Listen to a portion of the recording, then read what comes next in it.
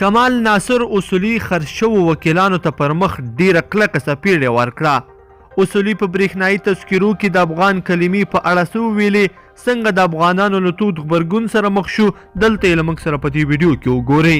درنو لیدونکو السلام علیکم، وخت مو په خیر. د افغانستان د ولسي جرګې غړی کمال ناصر اصولي وایي د برېښنایي پیژندپاڼو یا تذکرو څخه د افغان نوم او د قوم نوم د پاکستان او ایران په فرمایش نشي لرې کېدی. اصولي وایي که څوک غواړي او که څوک نه غواړي په برېښنایي پیژندپاڼو کې به هرو مرو د افغان ملت او افغان قوم چې دا نوم د ټولو ویاړونو دی لیکل کېږي به. د ولسي جرګې غړي کمال ناصر اصولي ویلي اوس مهال ملي یووالي ته اړتیا ده او د قومي جنجالونو او تعصباتو وخت نه دی.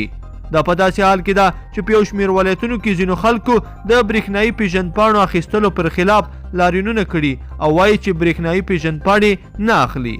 د هیواد په شمال کې یو شمېر خلکو لاریونونه کړي وو او د برېښنایي پیژندپاڼو مرکزونه یې تړلي وو چې نه یې اخلو. د برېښنایي پیژندپاڼو د رایجېدو له پیله په هیواد کې د یو شمېر ډلو له لوري مخالفتونه روان دي. په اوایلو کې زیاترو سیاسینو د برېښنایي پیژندپاڼو اخیستلو سره مخالفت وکړ او له هغې وروسته په پیژندپاڼو کې د افغان او قوم نوم ناندریز شو، خو له ډېرو جنجالونو وروسته ومنل شوه چې د افغان او قوم نوم به هم پکې ذکر کیږي.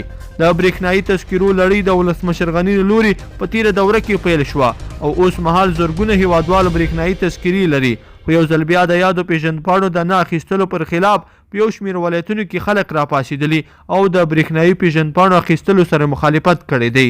لیدونکو په دې هیله چې دا مطلب به مو راسره تر پایه پورې لیدلی وي. کومه دا ویډیو خوښه شوې ویډیو لایک کړئ د سره او چینل سبسکرایب کړئ. تر بیا ښه وخت.